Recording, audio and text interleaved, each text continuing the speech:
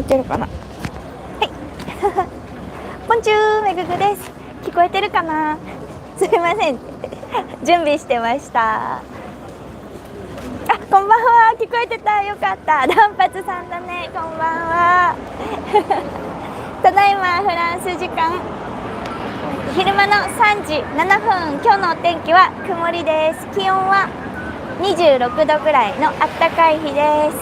今日もパリのカフェからライブをします。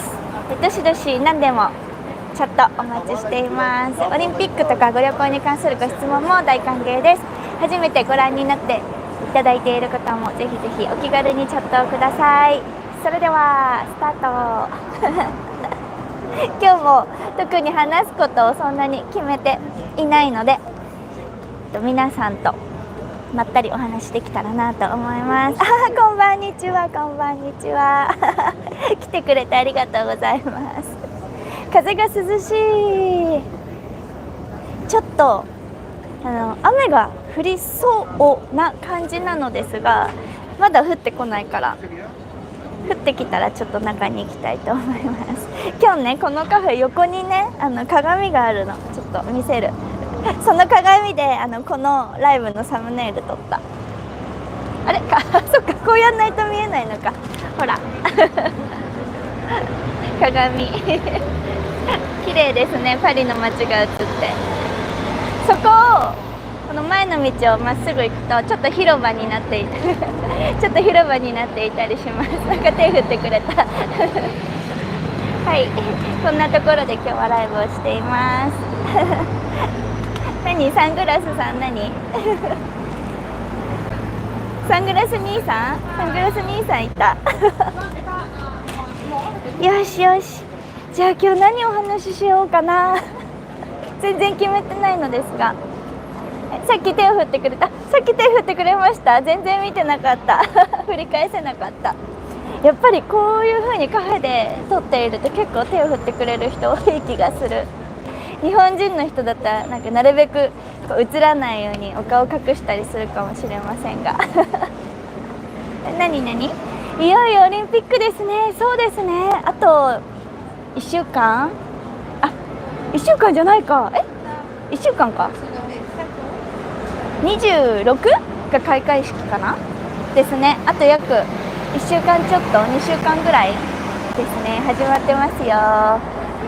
いやさっきインスタでも上げたのですが、セーヌ川のお水がびっくりするくらい汚くてですねインスタ見てもらったら分かると思うのですが、本当色がこのベージュよりももっと濃いような、ちょっと何色みたいな色になっちゃっててあそこで本当にトライアスロンやるのかな。結局ちょっとどうなったかわからないのですが、ちょっと心配、選手が心配。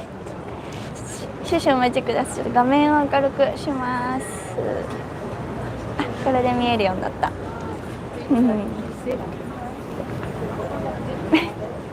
何いっぱいコメントありがとうございますこんばんはしてたんだ。涼しいの？涼しく暑くはない。26度なので暑くはないのですが、ちょっと途中でこれ脱ぐかもぐらいの気温わかんないか暑すぎず涼しすぎずみたいな、夏の始まり、初夏のような感じです。今年は来週がすごい来週かな、すごく暑くなる予報です。オペラ通りかな。はい、いつものオペラ通り。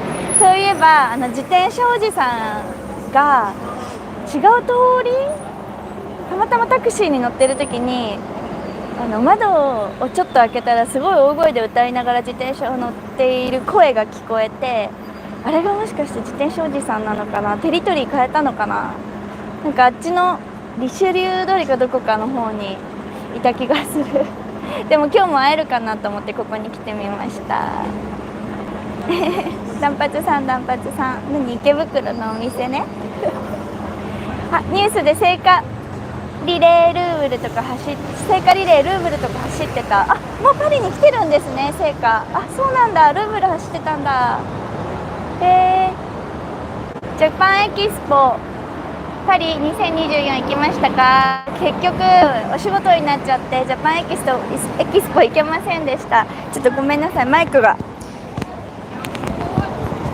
なんかずれちゃいますね。音入ってなかったら教えてください。なんか外向いちゃう。少々お待ちください。なんだ、ちょっと外向いちゃうマイクが。あ、これでいいか。はいそうそう、ジャパンエキスポ結局行けなかったのですが、昨日メトロに乗ってる時に目の前に座った人が呪術廻戦だった。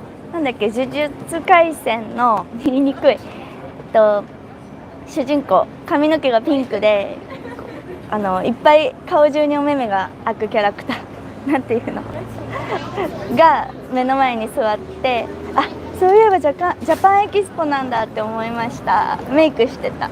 ピンクの髪のウィッグかぶって、フランス人の女の子。ジャパンエキスポ行くんだなって思いながら見てました。小室哲哉さん会いたかったなヘアドネーションね。セーヌ川で開会式するんじゃなかったっけ？そうそう、セーヌ川で開会式やるプラストライアスロンの水泳の競技をセーヌ川で泳ぐみたいなことを言ってたと思うんだけどセーヌ川が本当に汚すぎて本当に大丈夫なのかな。まあ、開会式はお船だから別に入るわけじゃないからいいと思うのですが、水泳やるって言ったらボチャンって潜るってことだから、なんかもう本当に命がけの競技になりそうだなと思います。気になる方はあれ、ショートには YouTube ショートには上げてないかも、インスタの方に上げてるのでセーヌ川のお色見てみてくださいすごい色なの、本当に。どうしたのって色してる川の色やばそうですよね足もつけられない色。あ、こんばんは。今日は最悪の一日だった。なんで？朝から蒸し暑くて体が鉛のように重くてだるくて辛かった。そんな暑いんだ。冷たい北風吹き始めて気温が一気に下がった。あ、よかった。それがまた体にダメージきてしまって午後から横になってました。そっか、気温の差でね、暑いからぐっと寒くなってちょっと体調崩しちゃいましたか。ご無理なさらず水分補給たくさんしてごゆっくりお休みください。寒暖差が激しいとね、体だるくなりますよね。私もこの前もお話ししましたが、冷房がある建物、あまりパリにはないのですが、大きいカフェとかそういうところに行って一日過ごすと、外の暖かさと中の寒さの寒暖差で同じようにだるくなってね、ぐたってしちゃう。体はデリケートですもんね。大切にしないと自転車おじさん、 YouTube 姉さん最近出会わないな。出会わないですね、自転車おじさん。ちょっとでもまあ違う通りにいたと思うから、あれが自転車おじさんだったらいいなって思ってるんだけど、ちょっと違うおじさんかもちょっと待って、テーブルに可愛い虫が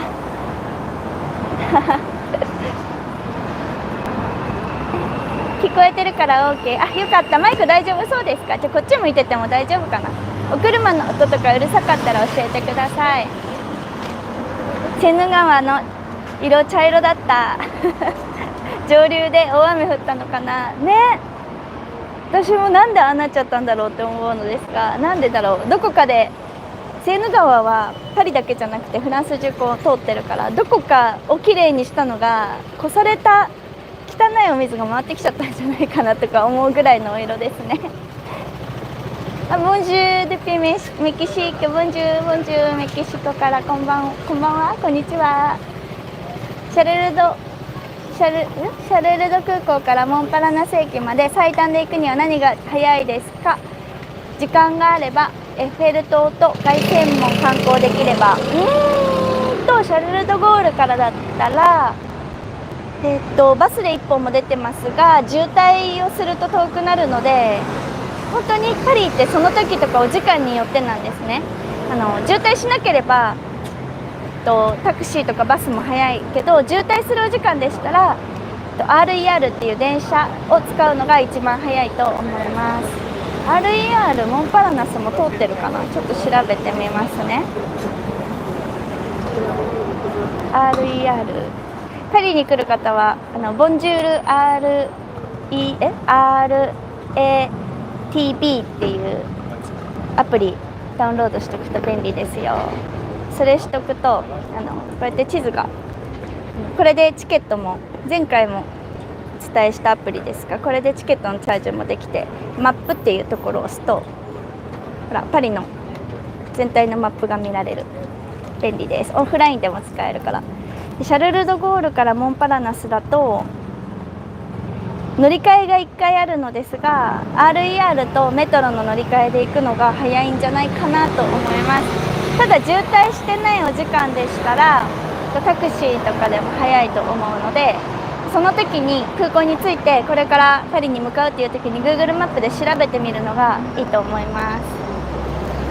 結構本当にお時間の差があって、空いてる時は早朝とかパリ空港間30分かからないくらいで着いちゃう時もあるのですが、混んでる時間帯だと2時間ぐらいかかっちゃったりって、本当にお時間の差がすごいんですね。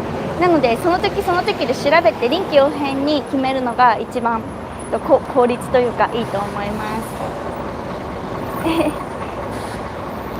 めぐぐさんにお会いするまで1週間ちょっとになり緊張してきました。もうそんなですね。そうだ、準備は進んでいますか？セーヌ川ってアルプスの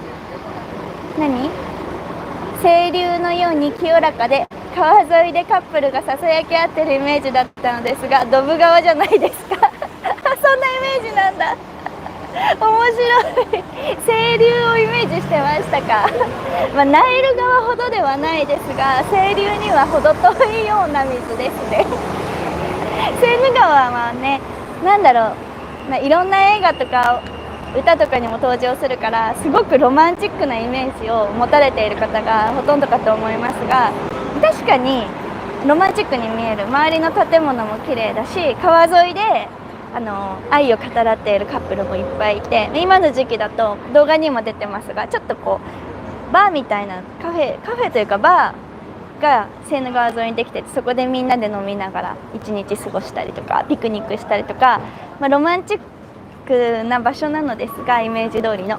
だけど川のね、な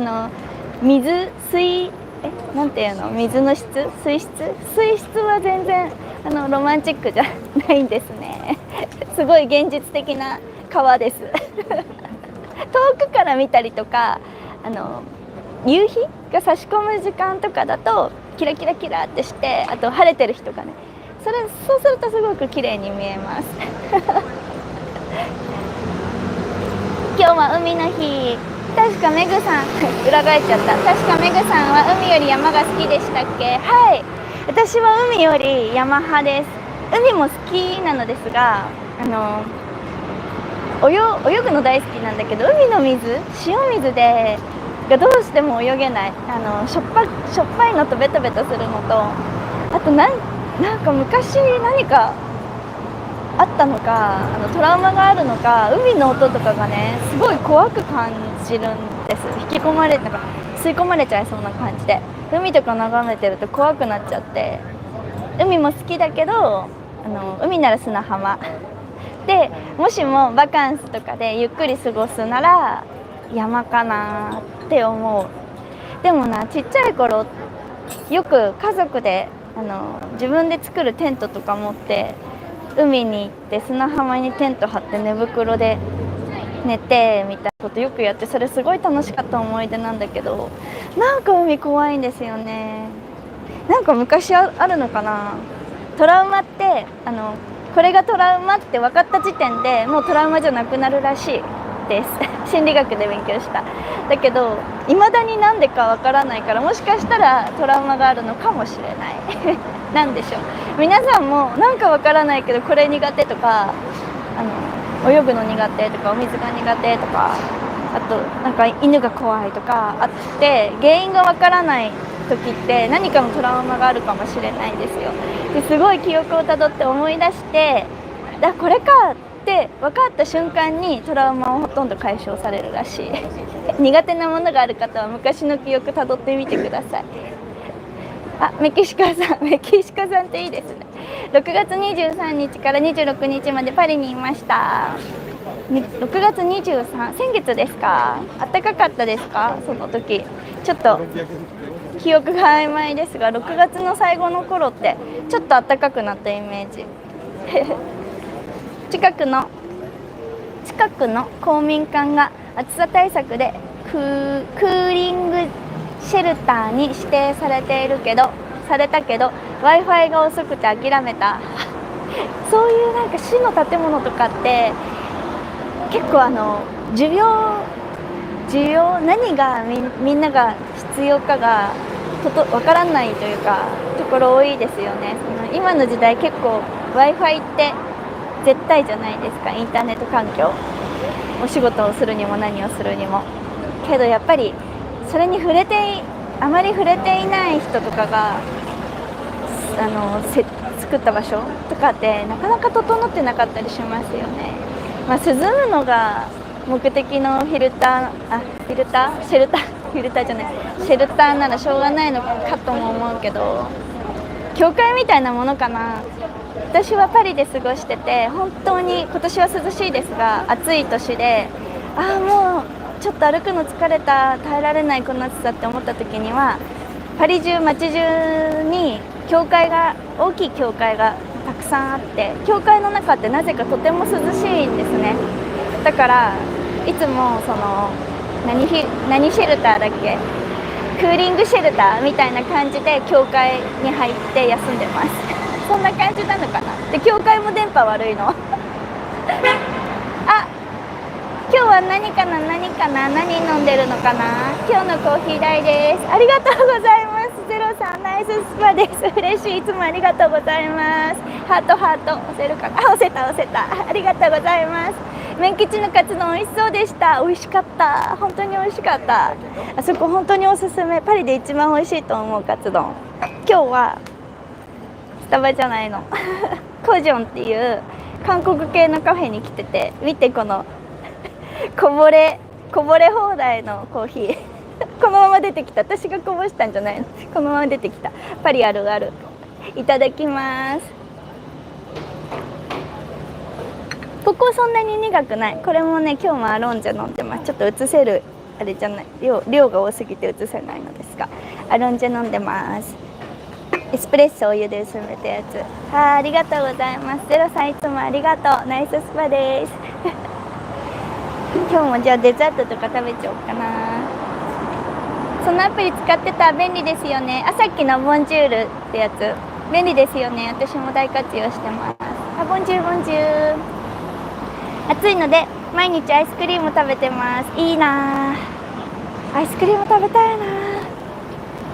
うちもう完全に個人的な会話なのですが、うちの冷蔵庫もう何ヶ月、半年ぐらい前から冷凍庫が使えなくて、夜気づかないうちに開けっぱなしにしたまま寝ちゃったことがあって、そしたら氷で固まっちゃって引き出しとか開かなくなっちゃってですね、それから開かずの冷凍庫になってて直さなきゃって思いながらそのままにしていて、アイスが買えない。その時食べるやつしか買えないハーゲンダッツ食べたい。日本のハーゲンダッツってこんな小さいですよね。こんなだっけ。フランスのはバケツ、日本でいうバケツサイズみたいなやつで売ってるのですが、1回で食べちゃう日本にたまに帰った時にハーゲンダッツ日本限定の味とかあって、それを食べようって思ってコンビニに行くと小ささにびっくりする。2口じゃんとか思うけど、日本に行った時はそれが普通だったから慣れって怖いですね。ちなみに私はハーゲンダッツだったらストロベリーチーズなんとかとかじゃなくてストロベリーが好きなの、ハーゲンダッツの。だけどフランスにはストロベリーのカップが売っていなくて、ストロベリーチーズケーキとかは売ってるんだけど、ストロベリーっていうのが売ってなくてですね、でいつもストロベリーチーズケーキ取ってストロベリーのところだけ食べてるでスーパーに行くとその日本ぐらいのサイズのカップの6個入りかなとかいうのも売ってるんだけど、すごい激高で結局そのバケツサイズの買っちゃうんだけどあとね、お店もあります。日本からは撤退しちゃったらしいですが、この先にもあるし、ハーゲンダッツの店舗があって、その場でコーンとかカップに入れてくれて、夏になるとすごく行列ができてます。お店で食べるのも一味違って美味しいですよね。なんか今日口が回らない、カミカミですみません。その時もセーヌ川は泥水だったね。泥水でしたか。6月ですか。泥水ですね、本当に。池袋のお店に電話まだしてません。ごめんなさい。日本に帰ってからします。私からもありがとうございます。スーパーチャットナイススパです。パリの夏は暑いですか。これは年によります。今年はとても涼しいですが、去年とかはすごく暑かったし、2010何年だ7とか8とかは本当に猛暑でした。40度近くがずっと続いてっていう年もありました。でも今年はかなり涼しくて、ここ最近でも今日も26度ですが、暑くても28度ぐらいまでで、ただお天気予報だと今週の水曜日から27度で、木曜日31度、金曜日32度、土曜日29度で、この4日間がすごく暑いみたいで、日曜日になるとまた26度に戻ります。だからギューンって暑くなって、また少し落ち着いて26度ぐらい、今日ぐらいがずっと続く感じかな。ただ同じ26度でも今日は曇っていて涼しい感じですが、これで晴天晴れていると体感温度がもう5度から10度ぐらい変わります。晴天の日のパリって日差しがとても強くて、なんていうの、蒸し暑くはないのですが、体感温度がものすごい上がるので、晴れか曇りかでも全然同じ温度でも感じる温度が違うと思います。どこまで行った先週書き込んだ東京の展覧会行ってきました。メググさんの少女時代を描いた絵があってびっくりしました。インスタの画像を見てくれましたか。似てませんでしたか。携帯をかざして皆さんに見てもらいましょう。メッセージいただきました。すいません、まだ見てなかったです。見てみます。私のちっちゃい時の少女時代を描いた絵があった。私どこかで画家さんに会ってるのかな。似てるのかな。後で見てみます。セーヌ川って匂いはしないのですか。匂いは特にそんなに気にならないですね。もちろんちょっとセーヌ川でもゴミとかが溜まってる、水が水流が溜まるところってあるじゃないですか、川には。そういうところに行くとするかもしれませんが、そんなにしない。それよりも川の匂いというよりも、セーヌ川沿いのちょっとトンネルみたいになってるところが、日本の川にもあるけど橋の下のところにそこをお家にしている方が結構いらっしゃって、でその住所セーヌ川の橋横みたいな人たちにとってはセーヌ川沿いがお手洗いでもあるので、そういう彼らのお家の横とかを通るとちょっと香りがするかなっていう感じです。でもそれ以外はしないです。スイッチオンさん、ナイススパです。ありがとうございます。嬉しい。小学校の頃に新潟の寺泊へ海水授業があったと思いますが、海苦手で大丈夫でしたか。あった。ちょっと待って、最初にハートを押せるかな。あれ、またハート押せない。少々お待ちください。押せた。ナイススパです。ありがとうございます。新潟の寺泊の海水授業、懐かしい。臨海学校ですよね。あの時全然海苦手と感じなかった。小学生の時は全然海苦手と感じなかったけど、小学校か幼稚園とかの時にずっと小学校でもかな、ずっと水泳の教室に通っていて、習い事でそこで私だけ平均身長より本当にちっちゃかったですね。周りの子たちよりもちっちゃくて、でちっちゃい子のクラスってプールの下に台を置いてくれるんだけど、なんか飛び込みか何かの授業で私が台から落ちちゃった。飛び込んだ先で台から落ちちゃって、で本当に足が届かなくて、スイミングスクールで足が届かなくて、でボワーって溺れちゃって泳げないし、でもがいて目の前にもう先生の背中が見えるのに、その先生に届かなくて本当に死にそうな思いをして、もうこれ死んじゃったな自分って思う溺れ方をしたことがあった。スイミングスクールでボコボコボコってなって、でそれで一回溺れかけて、結局周りの違う先生がクラスの先生が気づいてくれて助けてくれたんだけど、それで一回溺れかけて、でもそれ人生でそれ1回ともう1回溺れかけてて、地元のなんていうんだ、プール、よく流れるプールとかいろんなプールがある大きいプール場みたいなテーマパークでもないけど、ちょっと言い方忘れちゃいましたが、なんかそういうなんとかランドみたいなところに行った時に、波のプールよくあるじゃないですか。人工的に波を作ってその波で遊ぶみたいなところにいとこと一緒に入って、その時も私波に揉まれて溺れちゃって、周りにたくさん人がいるのに誰も私に気づいてなくて、その時ももう死んじゃったなって思った。だから私2回死んでたかもみたいな経験が、水のプールでの経験があって、だけどかといって泳ぎたくないわけじゃないし、プールに行ったら今でもずっと本当に何十分もただずっと泳ぎ続けるみたいなのも好きで、パリでもたまにプール行くのですが、そういうことをやるから、多分それがトラウマではないし、その後に臨海学校があったから、それで怖くなったわけじゃないと思う。何の話してたっけ自分がなんで海が怖いか。その時怖くなかった。小学生の時は怖くなかったから、いつからか海怖いんですよね。何なんだろう未だに謎。めぐぐたん泳ぐの得意そうに見える。あゆみたいにぴょんぴょん飛ぶように泳ぎそう。バタフライみたいな感じ。私どちらかというと多分スイスイ系じゃないかな。ぴょんぴょんって難しくないですか？ハードル高い。でも練習してみます。ナイススパしてる。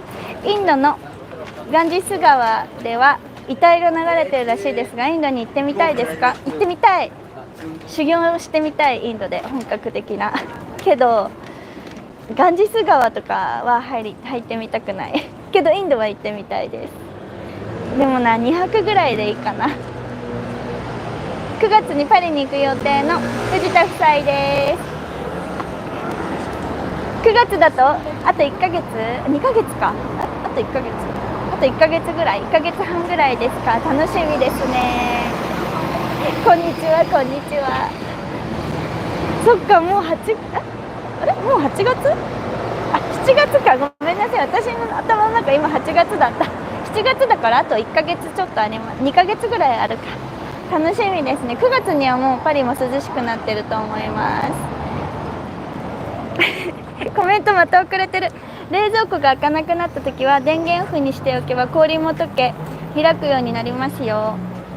それね、私もそう思ったんですが、冷凍庫に結構物が入った状態でそうなってるんだけど、大丈夫なのかな。電源オフにしてそのままにしておいたら、中のものが全部溶けてすごい水量が出てきませんか？ちょっとそれが怖くてやってないんだけど、どうなんだろう。意外に平気なのかな自分で直せよって感じですよね物臭というか、なんか冷凍庫を直すのって結構もう3回目ぐらいなんだけど、結構時間かかるイメージで、お休みの日とかにやればいいんだけどね。でも夏だしアイス食べたいし頑張ろうかなこちらこそよろしくお願いします楽しみですねあれが開ければいいのにアイコンそんな大きなハーゲンダッツは食べきれない。小さいのでもお腹が張ります。自分胃袋小さいから。ハーゲンダッツ、私すごいコメントをくれてる。ごめんなさい。ハーゲンダッツでも食べ慣れちゃうとちっちゃいやつだと物足りなくなっちゃうんですね。何でもやっぱり外国に行くとサイズが大きいというか、日本だと何でもサイズが小さくて、日本から一歩出ると何でもサイズが大きいから、なんかそっちに慣れちゃうと日本に帰った時に全ての商品が試食みたいに感じるそういう現象が多分海外在住あるあるじゃないかなと思います。あれ、ごめんなさい、今コメント入ってきた。どこまで来た？ちょっと今日調子が悪いですね。すいません。さっきからコメントがついたり消えたりしちゃってですね。ごめんなさい。読めてないのあったかもしれない。どこまで読んだ？ 9 月に読んで、どこまで読んだかな。相変わらず YouTube の反応がどこまで読んだか分からない。お腹痛くなりそうまで読んだっけ開かずの冷凍庫、ここから読んでない。開かずの冷凍庫ってすごい邪魔ですね。アメリカで大きいハーゲンダッツ食べたけど日本では見かけないな。ミント味が好きでした。ミント味なんてあるんだ。ハーゲンダッツのミント味食べたことないです。美味しいのかな。パリの手荷物預かりどころはどこが安心して使えますか？手荷物預かりどころってどういうことだ？自分の荷物を一時的に預かってくれるところっていうことですか？どこだろう。パリ中にそういう場所がいっぱいあって、ロッカーとかが多いので、パリ荷物預かりロッカーとかでインターネットで検索するとたくさん出てきます。でこのすぐ近くにも日本人がやっている飲食店で預かってくれる場所もあるし、お名前ちょっと出てきませんがあるし、私がたまにというかご案内している時に使うのがこの近くの、マドレーヌっていう場所があって、でその近くに一軒、荷物預かりロッカーみたいなのがあって、早朝から夜中までやっていて、持って行ってお金を払う。お金はインターネットで事前払いかなできて、持っていくとそこで本当に小さい場所なんだけどスーツケースを預かってくれてっていう場所もあります。ちょっとどこが安全かっていうのは、お店だったら安全だと思います。その実在している店舗だったら安全だと思います。大変、私の頭の中すでに8月だった。コメントいただいてよかったです。藤田夫妻さんすみません、頭の中ずっと8月だった。もうすぐお誕生日何にしようとか思っちゃってた7月でした。七夕があったばっかりでしたね、そういえば。もうなんか曜日感覚、お勤めをしていたりすると定期的にお休み決まってるじゃないですか。自分の土日がお休みとか月火がお休みとか決まってるから、なんとなくこう曜日感覚がつかめると思うのですが、もうそういう風になんていうの、毎週決まった予定がないと感覚が本当に狂ってきちゃう。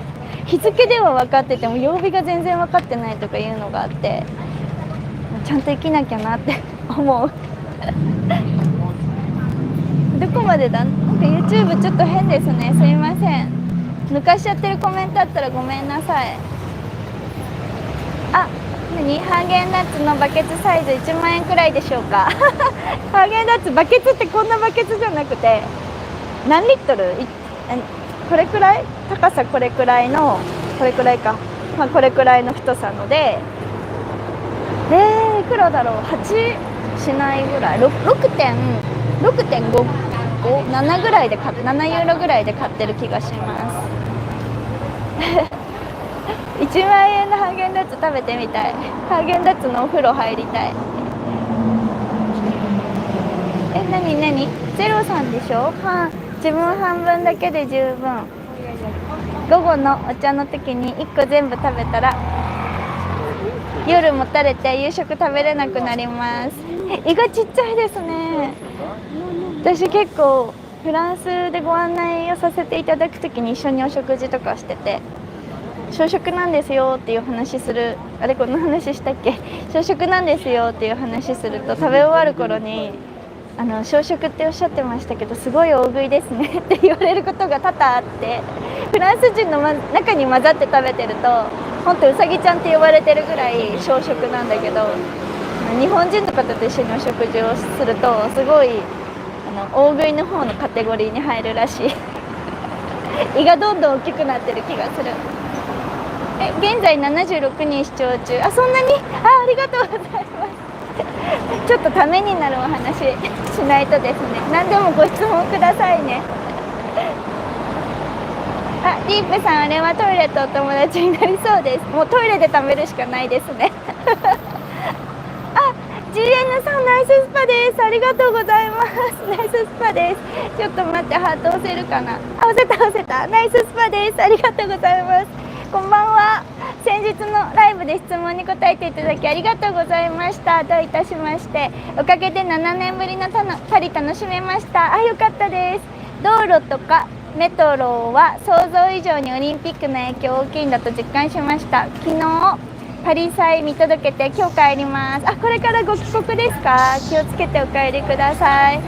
昨日そういえばパリ祭でしたね。革命記念日でも飛行機飛んでませんでしたね。毎年革命記念日ってお尻から煙が出る飛行機、トリコロールの赤青白の煙っていうのが出る飛行機がパリの中心をシャンゼリゼからバーッと飛んでっていうイベントを毎回あるんですね。でうちの上も通るのですごいブーンっていう飛行機の音がするんだけど、昨日はしなくて、で昨日の夕方お昼過ぎになってなんかすごく警察がいっぱい集まってきて、うちの周りというかご近所に。で何事みたいになって、いやデモも今日ないし、なんでこんなにポリスのちょっと武装した人たちが集まってくるんだろうと思ったら、キャトー・ジュリエパリ祭革命記念日っていうのにお昼過ぎに気づきました。普段はお昼前にその飛行機がボーって飛ぶから、その音がすごい爆音なので、それで今日14日かって思うんだけど、今年はなかった。なんかオリンピックに向けて飛行機待機させてるのか分かりませんが、今年なかったですね。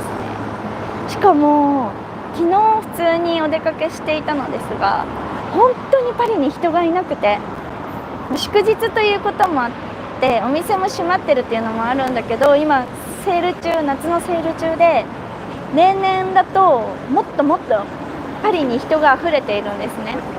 なのに本当に人いなくってびっくりしちゃった。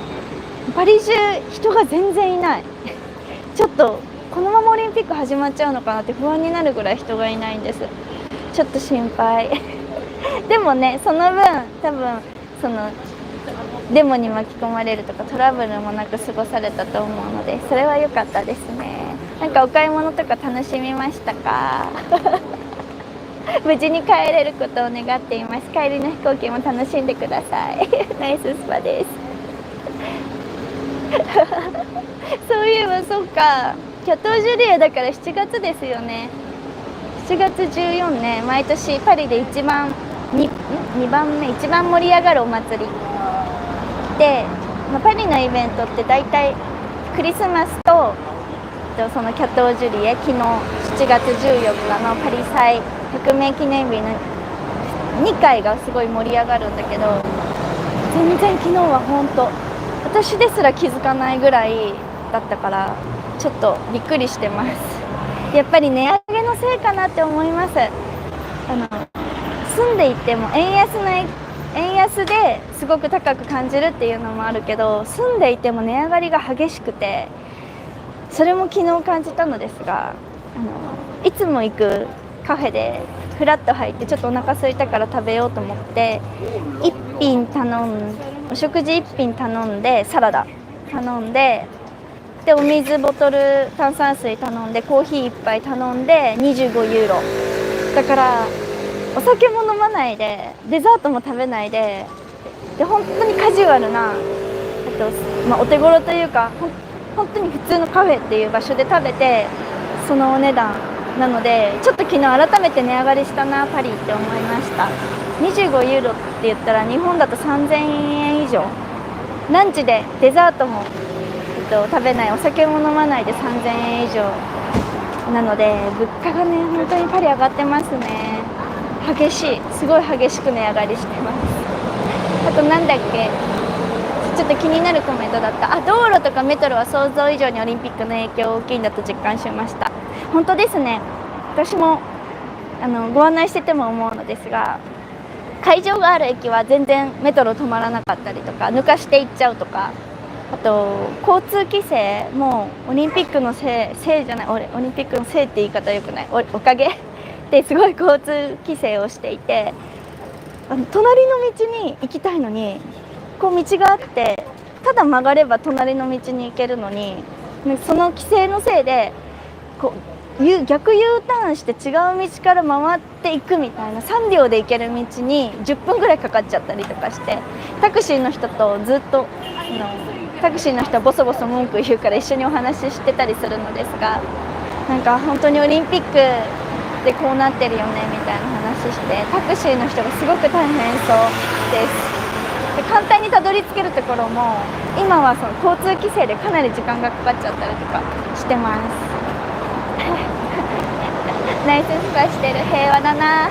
いやー、なんかちょっと休憩させてください。なんか幸せでちょっとお水いただきます。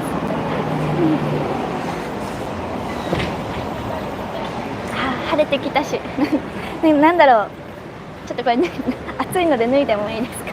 なんかいきなり幸せ感じる時ってありませんか今いきなり幸せな気持ちになっちゃった。私結構日々というか生きてて結構あるのですが、なんかいきなり幸せになるありませんか。ちょっとおかしいのかな、わからないけど満たされるというか、そういう時があるんですね。で今がそれでしたよく幸せのピークが来るどこだどこだどこまで行った。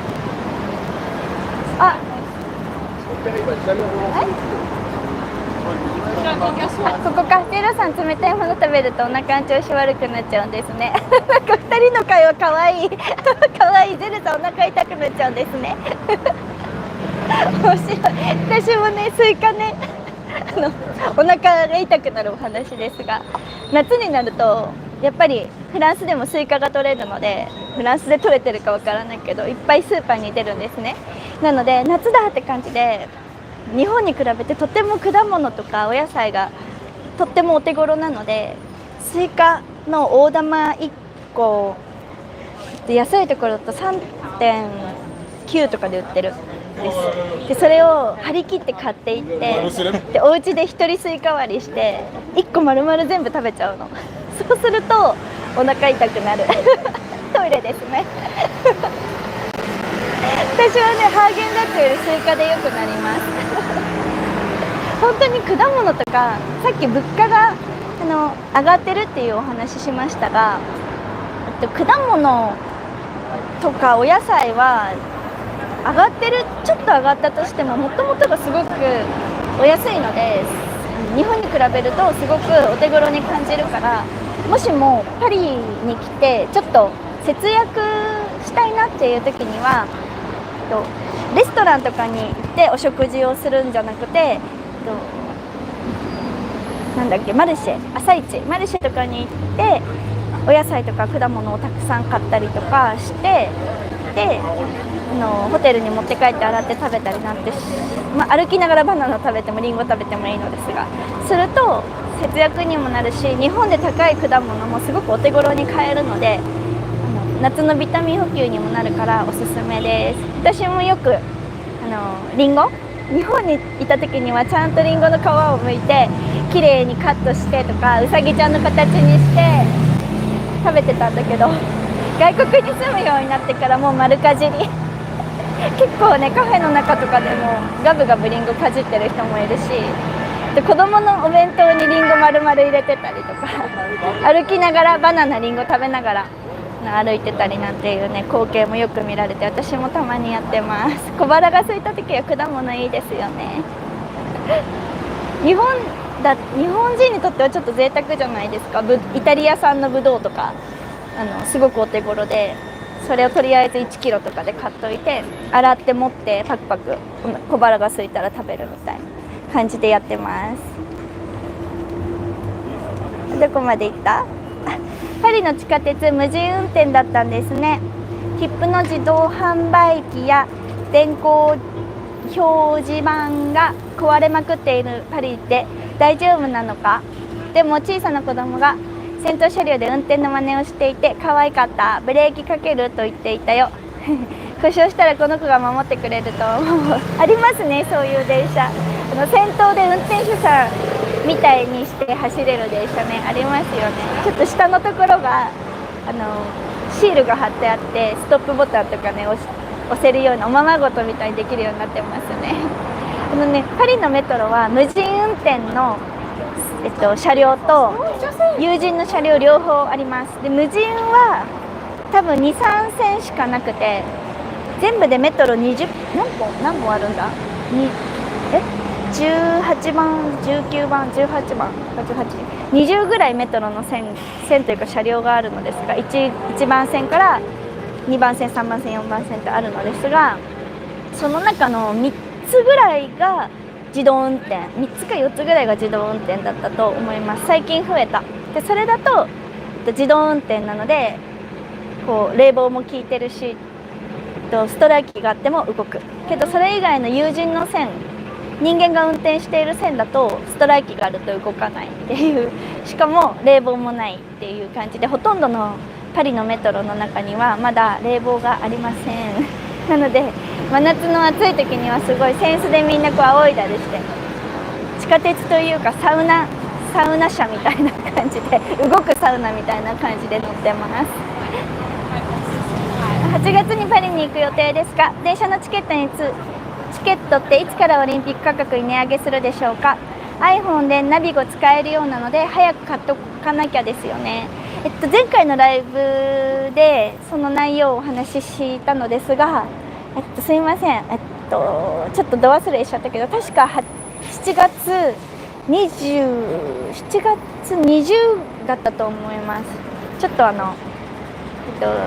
前回のライブで、メトロの値上がりみたいなところにスキップできるようにコメント欄に作ってあると思うので、そこから正しい日付を見てみてください。多分7月20ぐらいだったと思います。なので値上げする前にチケットが欲しい方は早めに買っておくことをお勧めします。断髪して可愛くしてあげたい。脱いだら余計長く見えますよね。物臭めぐぐ冷凍庫直さないから。うち洗濯機も壊れてて、洗濯機買ったばっかりですぐ壊れて、中の部品が取れちゃって、で1回、保証に入ってるので修理屋さん呼んだんだけど、フランスあるあるで修理屋さんに頼んでも何ヶ月かしてやっと来る感じなんですね。でやっと来たと思ったら部品持ってこなかったから、次回持ってくるから近々また行くよみたいなこと言われてから、もうね5ヶ月ぐらい経ってもまだ来ない。フランス人の近々は何ヶ月後なんでしょう。待ってるんだけどまだ戻ってきてくれてなくて、その間にも故障が進んでてですね、なんか分解しちゃうんじゃん。しかもその故障を直す修理屋さんが来てちょっといじったら余計壊れちゃって、洗剤を入れるところが閉まらなくなっちゃって、その人が壊していって壊したままにしていっちゃったから、直すためにちょっと分解したんだけど元に戻すのを忘れちゃったみたいで、せっかく新しい洗濯機なのにすでにもう分解しちゃいそうでですね、ハラハラしながらムッシュ修理屋さん待ってるんだけど、未だに戻ってきてくれないですね。どうしたことか。本当にフランス人の近々ってもう本当何ヶ月後なのって、これもうフランスあるあるなのですが、もう懲りずに突っ込んでます、一人で。8月にここ読んだどこまで読んだ？パリ祭の花火すごかったですね。私見なかったんです。音は聞こえたんだけど花火見なかった。すごかったんだ。見ればよかったかな。普通にお買い物してましためぐくさん、オリンピックのチケット購入されましたか？あれから見たのですが買ってないです。っていうのもお仕事がちょっといつ入るっていうのがいまだにご依頼があって、こうスケジュール調整中でして、いつ行けるっていうのが確実じゃないので変えてないです。せっかくならね柔道見たいけど。日本は3連休の最終日です。日本3連休何ですか？何の祝日かな。昨日は柔道の試合がごめんなさい、試合があり、前回勝てなかった相手に自分の柔道で一本勝ちできたのが嬉しかったです。嬉しいですよね。そういう時すごい気持ちわかる。勝てなかった相手に一本勝ちって気持ちいいですよね。いいな、かっこいいかっこいい。おめでとうございます手振ってくれてるやっぱり稽古は裏切らないですね。また最近日本で若い女性警察官の方、柔道経験なしが柔道の授業中に頭を強打して亡くなるという事故がありました。そんなことがあったの？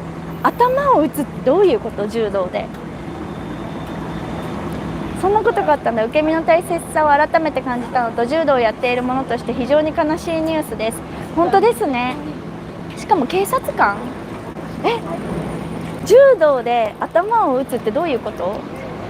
柔道で頭を打つことってありますか？なんか背負い投げとかで上から落ちた時かな。これはちょっと悲しいですね。なんか私教える時にも言ってるのですが、柔道ってやっぱり一人でできる競技じゃなくて、相手がいるからこそ戦える競技、どんな競技もだけどできることだから、受けと取りっていうね、技をかける側と受ける側っていうのが必ず一手の練習になると思うんですね。一人でもできるけど2人でやるものだから、ちゃんと相手をリスペクトして、どっちかが素人だとしてもどっちかがちゃんとこう、例えば投げられる側が投げられるを心得てるとか、投げる側が投げるを心得ての授業じゃないと、大人の授業だとちょっと確かに柔道って危ないかもしれない。上から落ちたりとか、普段生きていてしないポーズ、行動じゃないですか。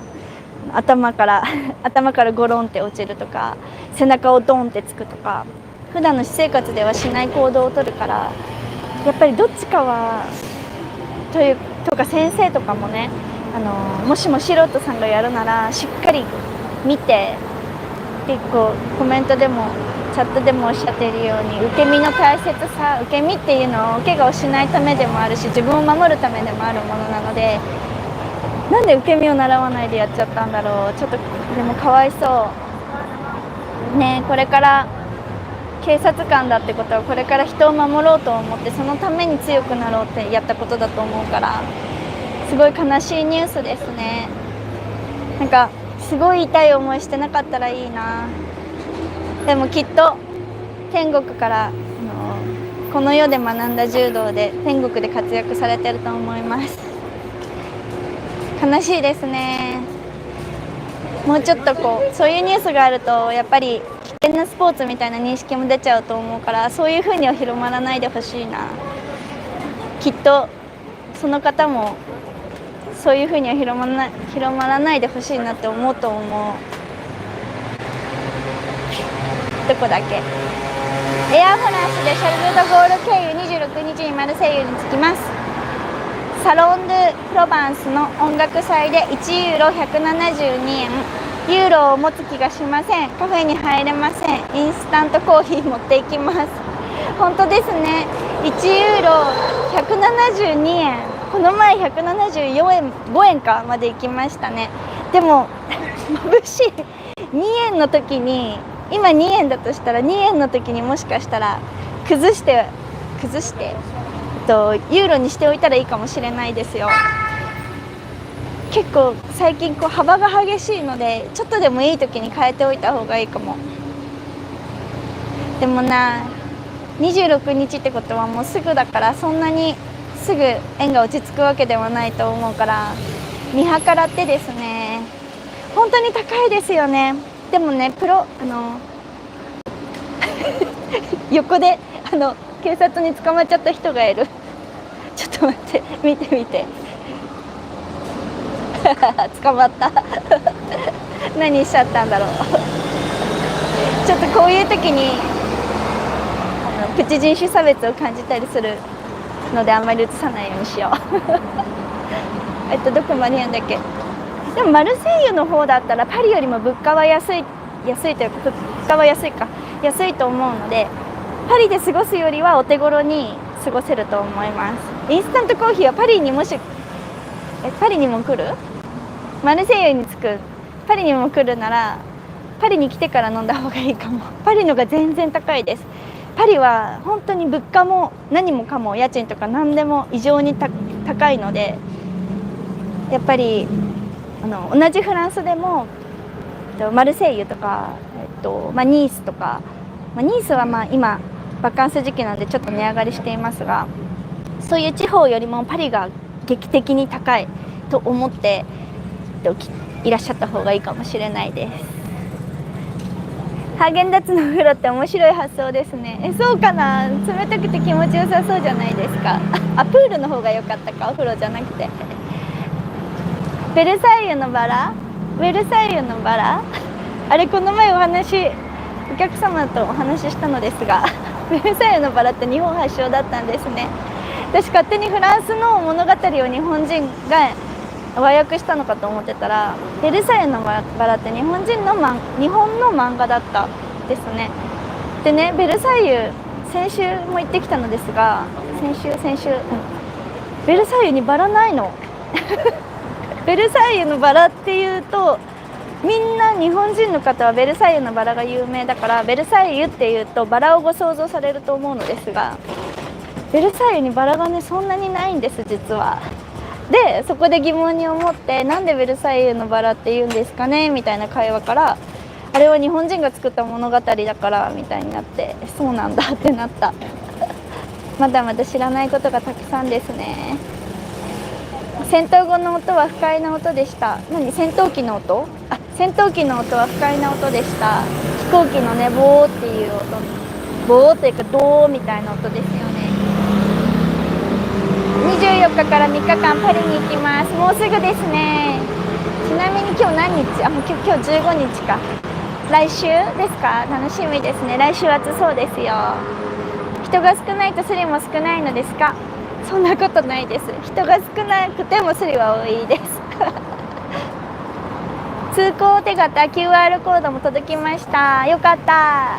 1届きました。開会式のチケット持っていないけど、なぜどこかで見れるのかな。開会式はセーヌ川の近辺が交通規制というか誰も入れなくなっちゃう、チケットないと入れないと思うので、もしもホテル近くのホテルとか高いところからだったら見えるかもしれない。でもしやってたらルイ・ヴィトンカフェっていうのがセーヌ川沿いにあって、シュバルブロンの横なのですが、あそことかそのシュバルブロンの中の上のカフェとかに行くと、そこからだったらセーヌ川が見えるので、そこで過ごしてたら開会式は見えると思います。ただそれ以外の大きい建物っていうのがあんまりセーヌ川沿いにないから、アパルトマンで普通のお家になっちゃうので、その付近のカフェって言ったら私がパッと思いつくのがそのシュバルブロンか横のルイ・ヴィトンカフェなので、もしその2カ所が空いてたらですが、空いてて QR コードがあってそこに入れるなら、そこから見たら見えるんじゃないかなと思いますけど、満席かな。さすがにみんな同じこと考えると思うから満席かな。見てみてください。80人増えました。何が80人増えた？28ユーロ約4300円くらい。25ユーロ約4300円。25ユーロって4300円なんですか？3000円の感覚だったけど、そっか。じゃあランチ、今パリでその辺のカフェにフラッと入ってランチ食べたらお酒も飲まない、デザートも食べないで4000いくら4300円しちゃう高いですね。円に直すと高いですね。怖いですねパリ。うわそんなにすると思わなかった。3000円ぐらいならランチだしと思ってたけど4300円か。やっぱり円で考えると楽しむのが大変ですね1830年7月革命、昨日のキャテオジュリエのことかな。ボジュー、昨日から聖火がパリに来ていますよね。さっきのコメントでルーブルに来てましたってコメント見て知りましためぐぐさんは聖火ランナーの予定ありますかないです。横走ったら怒られるかなお疲れ様です。パリの街並み相変わらずいい景色ですね。よかった。今日もめぐぐさんに元気もらいに来ました。はい、元気もうすぐオリンピック始まりますね。楽しみですね。楽しみですね。どうなるんだろう。ちょっと先月までのライブではもうすごい混んじゃう、パリがオリンピックで混んじゃって動きづらくなるんじゃないかって心配してたお話してたけど、もう今月の真ん中過ぎて2,3回、ここ最近の 2,3 回のライブだから 2,3 週ぐらいでは本当にパリに人がいないっていうことにびっくりしているので、もしかしたら過ごしやすいかもですね。人が全然いなくてどうなるんだろう。そういうのも含めて楽しみです。ハト来た？どこ？ハト来た87人。さっきのあれかな、見てくれてる人数だったかな。87人見てくれてる、ありがとうございます。そういつも時間見忘れちゃうので最近。もう1時間経っちゃったんだ。ちょっと今日も全然たわいもない話になっちゃいましたが、もう1時間ってことは日本は11時だと思うので、今日もあまり遅くならないようにコメントを読んで終わりにしたいと思います。すいません、前回も今回も全然身になるお話できてないかな。どこだ。フランスってアイスモナカとかき氷バーとかあるんですか？アイスモナカは韓国のスーパーに行くとあります。かき氷バーってガリガリ君とかのことかな。あれはねそんなに見たことないですね。ないな。ガリガリ君みたいなのはあんまり見たことないけど、韓国系のアイスに行ったらあるかもしれないです。かき氷っていうのはぽいやつがある。よくアメリカとかのコンビニにもあるようなビーってレバーを引いてカップに出すみたいなやつとか、あとこの近くにもトラ屋さんとかもあるので、そういうところに行くとかき氷食べれたりしますけど、かき氷バーってあんまり見ないですね。メトロの扉、最初知らなくて日本でメトロの扉の開け方閉め方を紹介している動画を見てなかった。どうやって開けていいかわからなかったと思う確かに自動で開くタイプと体当たりするぐらい重いドアのどっちかですよねしかも壊れてることがあって、自動だからと思って歩いていくとドンってぶつかるのだからいつも私は魔法をかけるように手をかざしながらドアを出ます。そうじゃないと顔ぶつかるからそういうのもそうですよね。初めて経験することってわからないですよね。でも動画見ていてよかったですオリンピックとツール・ド・フランスのバッティングがな。オリンピックとツール・ド・フランス、バッティングしちゃう、同じ時期になっちゃうんですね。でもツール・ド・フランスも盛り上がるから、どっちもどっちでせっかくそれ見るならこっちも見ようってなる気もする。服を手洗いしているんですか？お洋服は洗濯機で洗っています手洗いモードで洗ったりとか、あと白いものとかは手で洗ったりもする。それもちょうど昨日こういう白い服がフランスというかヨーロッパは特に香水、お水が硬いので洗えば洗うほどグレーになっていっちゃうんですね。なんでかよくわからないのですが、白いものがどんどんグレーになるっていう現象がお水のせいで起こるので、そういうものは優しく、それも意味あるかわからないけど洗濯機じゃなくて手でこう押し洗いしたりとかしています。この現象本当にどうにかしたいんだけど、どうにもならないですね。どうしたらの方いたら教えてください。このグレーにならないための紙ってそれを入れとくと色移りと一緒にグレーになるのも防げるみたいなのもあるんだけど、それ入れててもやっぱり白い服はグレーになっちゃうんですね。どうしたらいいんだろう。どなたかご存知の方いらっしゃいませんか。あ、リヨン駅のレストランブルートレインで食事をしたことありますか。ルトランブルーですか。あります。何度もあります。天井がフレスコ画や金箔で綺麗みたいですね。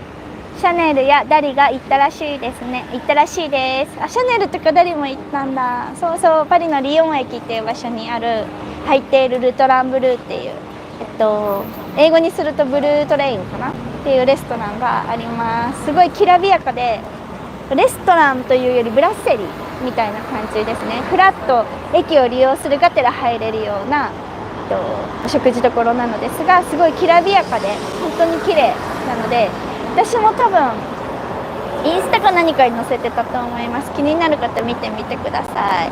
カジュアルにきらびやかな場所が楽しみたいようでしたらとってもおすすめです。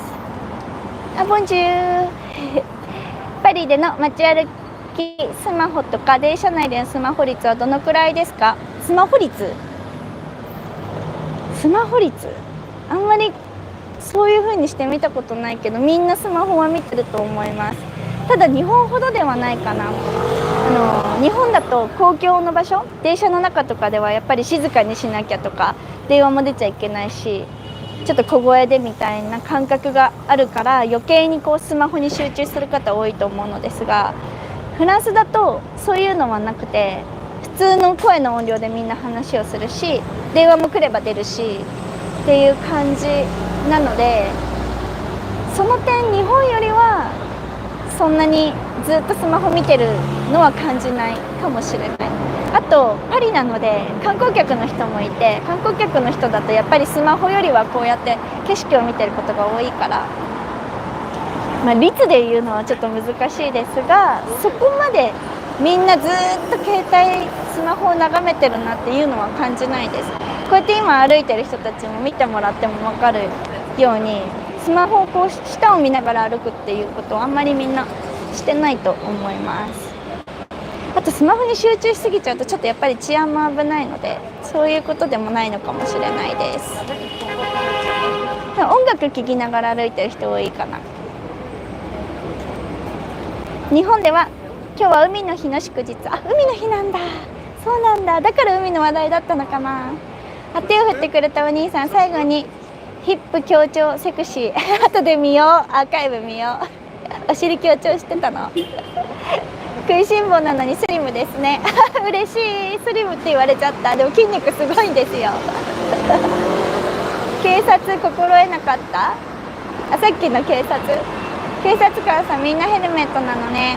さっきのはバイクの警察官だったのでヘルメットかぶってました。私かなりコメントまた遅れててごめんなさい。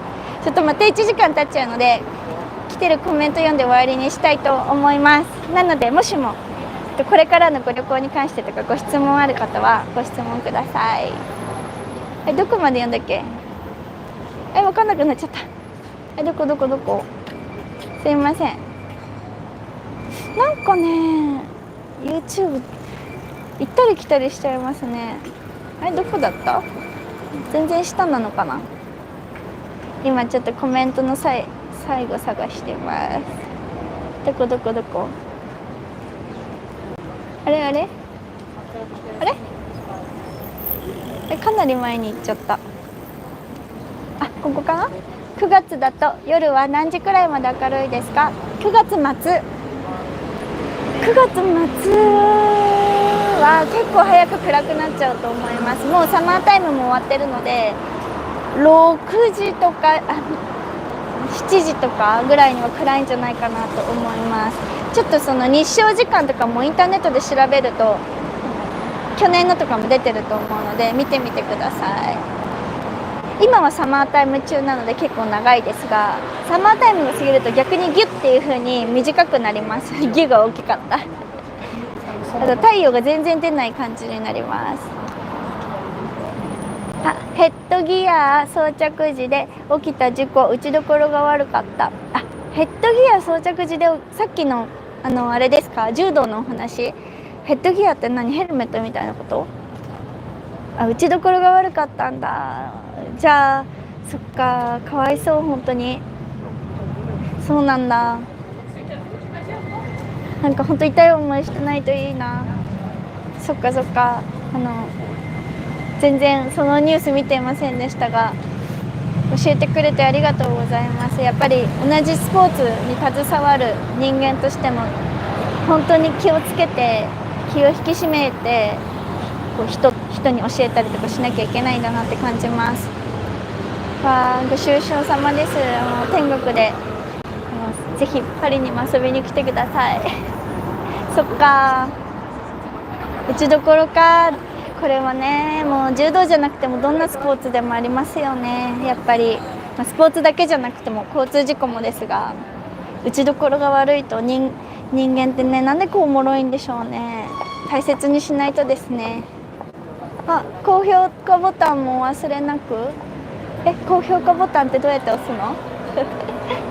ベルサイユにバラないの？本当にコメントをくれて読んでる。ごめんなさい。ベルサイユのバラ、原作も日本人だったのか知らなかった。でも俺はラセーヌの星の方が好き。ラセーヌの星もいいですよね。ベルサイユね、バラほとんどなかったです。見てみたら、改めて先週行って見てみたらなかった。人がいないんですか？どうして？すみません、今見始めたので。どこ？パリに人がいないお話かな。なんででしょう？私もわからないけど、多分そのオリンピックに向けてちょっとフランスが調子に乗っていろいろなものを値上げしすぎちゃったせいで、観光客の人全体的に減ってしまったのと、なんででしょうね。チケット代もかなり値上がりしてる。バカンス時期とも重なっててすごく値上がりしてるので、それで全然人がいないんだと思う。この夏のセールって本当に毎年世界中から人が来て賑やかになる時期なのですが、もうこの通り全然人がいない。大丈夫なのかなって心配になっちゃう。レグさんとたわいもない話するのがライブの醍醐味です。よかった、ありがとうございます。優しい。はじめまして。来週パリに行きます。事前にナビゴのアプリで地下鉄のカルネとオルリーバスのロアシーバスのチケットを買っておきたいのですが、どれも買ってもスマホタッチした時に自動的に該当するチケットを認識してくれるのでしょうか？どこを探しても書いていなくてお助けいただけたら幸いです。両方買っておいたらっていうことですか？カルネとオルリーバスのロアシーバスのチケット、私もちょっとこれ調べてみないとわからないですが、普通は2つ開けるようになってると思います。どのチケットを使えるかっていうのが開けるようになってると思います。ちょっと私もそれについて調べてみたのですが、どこにも書いてないですよね。これが本当にフランスらしい。全然どこにも書いてないので、ちょっと調べてみてください。なんか私のこと知ってくれている方かな。手振ってくれた。すごい手振ってくれた。誰だ？どなただったんでしょう。もしかしてライブ見てくれてるのかな。キッチョンさん、ナイススパです。Are you amazing? Thank you. You too. You are amazing. かわいい、こうやってる。すごい暴れてる。かわいいこれ。ナイススパです。ありがとうございます。嬉しい。ごめんなさい、私一人で笑ってる人みたいになっているけど、キッチョンさんがスーパーチャットで送ってくれたスタンプ見て笑ってる。みんな見てみてほしい。張り切ってんの、すごい可愛い緑のやつが。ナイススパです。ありがとうございます。ちょっとまたお時間長引いちゃってごめんなさい。さっとちゃんとコメント読んで終わりにしたいと思います。もう話し出すとキリがなくてですね、私おしゃべりなのかな。今日お昼の MBS ラジオで落語家さん、なんて読むんだろう、ごめんなさい、林なんて読むの読めない、はい、落語家さんもフランスでスリに会ったと言ってました。だいたい皆さん1回はスリに会うんですよね。パリの洗礼だと思うので、もしもパリに来てスリに会ってもあまりへこまないように、みんな会ってるからパリに来たなって思うでなるべく気持ちを引きずらないように切り替えて、もう取られてしまったものは絶対戻ってこない、ほぼ絶対戻ってこないので、もしもパリでスリにあってもあまりへこまないようにちょっとこう心の準備をしていらっしゃってください。宣伝をどうぞ。宣伝をどうぞ。あれかな、ガイドの宣伝かな。ありがとうございます。お気遣いありがとうございます。じゃあちょっと終わりにする前にここで宣伝させてください。私はパリでパリのコーディネーター、ご旅行に来た際に個人でパリをご案内してください。王道の観光地回れるプランニングを立てて一緒にパリを回ってくださいとか、でパリに来た時にパリでの過ごし方をちょっとカフェでレクチャーしてくださいとか、そういうご依頼を何でも受け付けていますとか団体様でいらっしゃった時に団体ツアーみたいな感じでツアーを組んでモン・サン・ミシェルに行ったりとか、パリを回ったりとか、あとメディア関係ちょっとこういう取材があるのでお手伝いしてくださいとか、そういう何でもお仕事を私にできることであればという感じで幅広く受け付けています。でお仕事のご依頼はぜひインスタグラムかアメブログのメッセージ機能からお気軽にメッセージをください。その他ご質問も何でもパリにいるお友達にメッセージする感覚でお気軽にメッセージをいただけたら嬉しいです。で、いろんなご質問いただくのですが、やっぱり私にも分かりかねること、ちょっと専門外で分からないこととかもあるので、そういうことにはすいません、ちょっとこれ分かりませんという感じになってしまいますが、なるべくお答えできるようにします。で完全に個人でお仕事をやっているので、1日終日のご案内とかが入ってしまうとお返事を返せなかったりなんていうこともあるので、そういう場合にはちょっとお返事までに時間がかかってしまいます。なのでもしも急いで日程が近いので早めにお返事くださいっていう時にはぜひメッセージの最初に至急とかね、分かりやすいように括弧とかをつけて書いていただけると優先的にお返事ができます。あとはインターネットサイトのガイドのマッチングサイトみたいなサイトもあって、そちらにも登録していて、そこからご依頼もいただけて、現在もそこからご依頼してくれている方もいらっしゃるかと思いますが、円安のこともあり手数料がとても大きく取られてしまうので、もしもそういうのを省いてご案内してほしいという方はぜひ個人的にメッセージをください。で今そのサイトとしてメッセージいただいている方もぜひ個人的にインスタグラムのメッセージ機能からメッセージをいただけましたら、そちらにお返事することもできます。でサイトの方がちょっと電波の調子とかが悪いとなかなか返信ができていなかったり時差があって見れないっていうこともあるので、そういうこともあって個人的にメッセージをいただけると私の方としてもとても助かります。よろしくお願いしますいっぱい宣伝しちゃったありがとうございます。忘れるところでした。前回忘れちゃいましたねそろそろメグさんのお仕事紹介タイムですね。皆さんが本当に皆さんがマネージャーみたいもう完全に忘れてました。ありがとうございます。8月にオリンピック応援しに行きます。おお、紙パリなので YouTube 見て参考にして、物価怖い、ごめんなさい、 YouTube 見て参考にしてます。本当物価怖いですよね。8月に何の競技応援しに行くんですか？いいな。桂南光って読むんだ。へえ、南光って読むんだ。へえ。メグさんの動画でいろいろ勉強させてもらってます。ありがとうございます。こちらこそ見てくれてありがとうございます。なんかお役に立てること、他にもご質問とかあったらメッセージでもお答えできるのでお気軽にメッセージください。楽しみですね。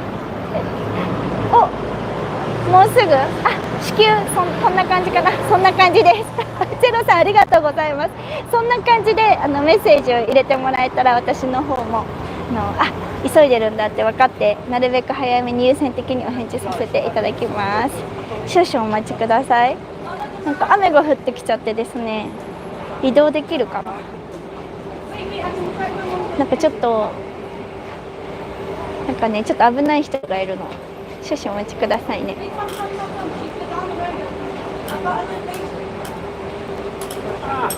なんか目を合わせたらやばそうな人がいてですね裸足でね、さまよってて、ずっと私の横でこうやりながらずっとこっち向いてる人がいたので警戒してました。失礼しました。目が合うと危ないやつでした。何？初パリですね。初パリか。初パリなんですね。初パリで初オリンピック観戦楽しみですね。何か困ったらいつでもご連絡ください。サッカーの決勝と陸上はチケット取れました。おお、バスケも行きたいです。リセールか。リセール待ち。もう一回セールってことですよね。バスケのチケットとかもリセールになるのかな。私もお仕事の予定がきっちり決まったらオリンピックのチケット見てみようと思います。ではこれが最後のコメントかな。はい、すみません。今日もお話ししながらなのにコメント読むのが遅くなってしまってお答えできていないものがあったらすみません。後からアーカイブ私も見直したいと思います。初めて見てくださっている方もいらっしゃるかと思います。このライブは本当は最初に言うべきなのですが、このライブは毎週月曜日にパリのカフェからちょっとトークライブでたわいもないお話ししましょうみたいなライブなので、ぜひこのライブを見るときには皆さんのチャットが見れるように下の方にチャットボタンがあると思うので、そちらを表示しながら見ていただけたら私の独り言じゃなくて会話をしているライブが楽しめると思うので、ぜひチャットを見ながらライブを楽しんでいただけたらと思います。はい、それではもう日本は何時でしょう。今日も1時間半ぐらいお話ししちゃったかな。すみません、遅くまで。もう11時半ですね。遅くまで最後まで見てくれてありがとうございます。皆さんのおかげで私は今週もとってもハッピーな1週間になります。今見た、かっこいい。背中でピースしてた。かっこいいね。今度やろう。もう11時半。はい、すいません。つい話したくなっちゃいますが、そろそろ終わりにしたいと思います。